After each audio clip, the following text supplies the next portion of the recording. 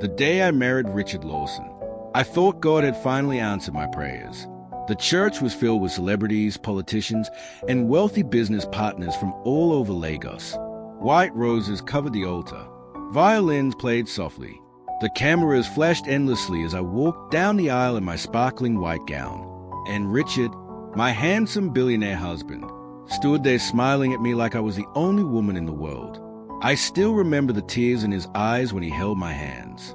"You're my peace, Mabel," he whispered. I believed him. God help me. I believed every single lie. Because sometimes the beginning of destruction looks exactly like happiness. And I had no idea that my marriage would end because of the one person I trusted inside my home. My maid. The first sign came during our wedding reception. I was laughing with my bridesmaids when Richard's mother suddenly grabbed my arm tightly. Too tightly. Her smile remained on her face, but her eyes hated me instantly. "Richard doesn't eat late at night," she said coldly. I blinked in confusion. "Okay. And don't ever let him wash his own clothes." I forced a smile. "Of course. And don't speak over him in public." Something about her tone made my stomach uncomfortable. Then she leaned closer. "A woman who disrespects my son never lasts."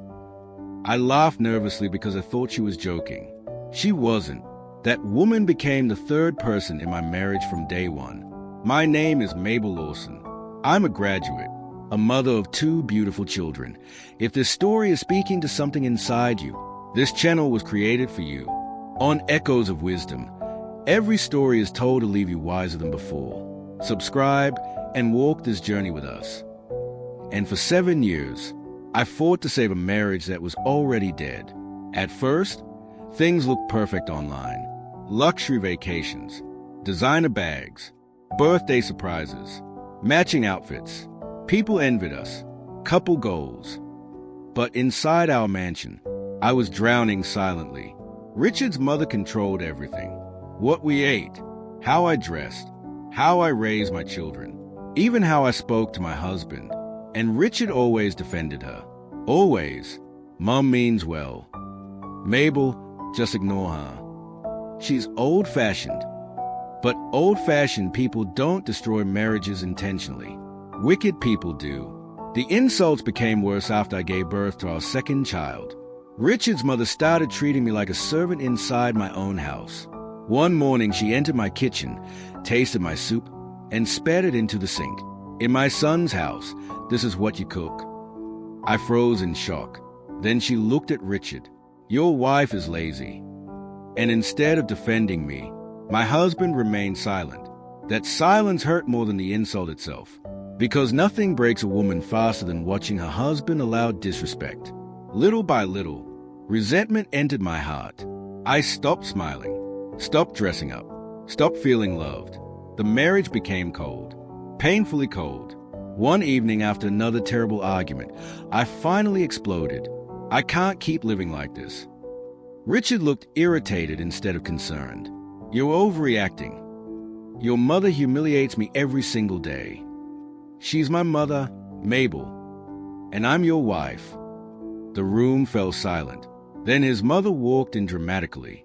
I knew this woman would destroy this family. I looked at Richard desperately. "Say something." But he simply grabbed his car keys. "I'm leaving before this turns toxic." Turns toxic? I stared at him in disbelief, because the marriage had already become toxic long ago. He just refused to admit it. Eventually, I asked his mother to leave our house, and she did. But before leaving, she pointed directly at me. "You'll regret this." Those words haunted me later, because she kept her promise. Life became harder afterward. Richard grew more distant. He stopped coming home early, stopped talking to me, stopped touching me. The loneliness became unbearable. So I decided to start working again. I was educated after all. I refused to sit at home begging emotionally unavailable people for survival. But with work came another problem. Who would take care of the children? That was how Sandra ended our lives. Sandra was 24, soft-spoken, beautiful, respectful. At first, she seemed like an answered prayer. She cooked, cleaned, helped the children. Even Richard praised her constantly. She's hardworking. She understands this house. She respects people. At first, I ignored the comments. Then slowly, I noticed things. Richard smiling at his phone late at night. Sandra suddenly wearing expensive wigs, designer bags, perfume, new phones. Whenever I asked where she got them, she smiled nervously.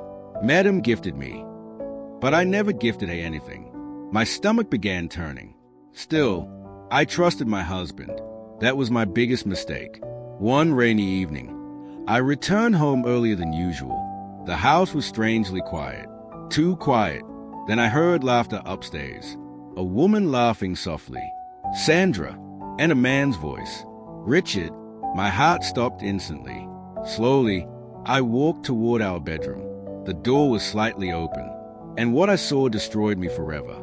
Sandra was on my bed, wearing my silk robe, and my husband was kissing her passionately. For several seconds, my brain stopped working. I couldn't breathe, couldn't think, couldn't move. Then Sandra saw me first. Her eyes widened in fear. Madam. Richard turned immediately, and instead of shame, he looked annoyed. Annoyed, like I interrupted something important. The pain that entered my chest that day cannot be described with words. I screamed so loudly the entire mansion echoed. You slept with my maid. Sandra jumped off the bed crying. I'm sorry, madam. But Richard stood calmly, coldly, like a completely different man. Stop shouting. Stop shouting? I laughed like a mad woman. You brought another woman into my bedroom. Then came the sentence that ended my marriage permanently. I love her. Silence. Pure silence. I stared at my husband in disbelief. What? He looked directly into my eyes. I said I love Sandra. My legs nearly gave way beneath me. 7 years, 2 children, sacrifice, pain, loyalty, and this man was throwing everything away for my maid. Then Sandra covered her stomach nervously, and suddenly, everything became worse. Much worse. Richard walked toward me slowly. She's pregnant. The world spun violently around me. Pregnant? I looked at Sandra, then at Richard, then back at Sandra. No. This had to be a nightmare, because Richard and I had not been intimate in months. Meanwhile, he was building another family inside my own house. I collapsed onto the floor, crying uncontrollably, and Richard simply stood there, emotionless, like my pain meant nothing anymore. 3 days later, his family welcomed Sandra happily. Happily, his mother even threw her a celebration dinner. You're finally giving this family peace. Peace. I sat there watching another woman receive the love and acceptance I begged for during 7 painful years. And the worst part? Sandra moved into my bedroom before I even packed my things. That level of disrespect changes a woman permanently. I left the mansion that night with my children and 2 suitcases. No dramatic speech. No begging. No fighting. Just pain. Pure pain. As I drove away from the house I once called home, my son asked softly, Mommy, why is Daddy replacing us? That question broke me completely. The divorce nearly destroyed me emotionally. Social media mocked me. Blogs insulted me. People blamed me. Men don't cheat on happy women. She probably neglected him. She couldn't keep her husband. The world is cruel to broken women, but I refused to die emotionally. For my children, I survived. Then an opportunity came abroad. A job offer in Toronto. I accepted immediately, and that decision saved my life. Because distance heals what constant pain destroys. Life abroad wasn't easy initially.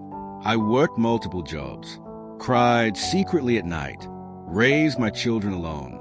But slowly, peace returned. Real peace. The kind I never experienced during marriage. Then one winter afternoon, I met him, Michael, a quiet white man who owned a construction company. He wasn't flashy, wasn't arrogant, didn't care about social media, but the way he treated me. God, that man healed parts of me Richard destroyed permanently. He listened, respected me, protected my heart carefully. For the first time in years, I felt seen, not tolerated, not manage. Love, real love feels peaceful, not painful. And Michael loved my children like his own. My daughter once whispered, "Mummy, he smiles at you differently." And she was right, because some men love women properly, without humiliation, without betrayal, without cruelty. Meanwhile, back in Nigeria, Richard's life collapsed slowly. Sandra changed after marriage, the same way he once changed toward me. Karma is patient, but it never forgets addresses. The business began failing. Investments crashed. Court cases flooded in. And Sandra? She became obsessed with luxury. Money disappeared rapidly. Then one day, she left him too, for another wealthy man. Exactly the same way she entered our marriage. That was when Richard finally understood pain. Real pain. 8 years later, I received a message unexpectedly. Unknown number. My heart pounded strangely as I opened it. Then my entire body froze. It was Richard. Older, tired, broken. And beneath the message was one sentence. "Mabel, please forgive me." I stayed at the screen silently. Then another message entered.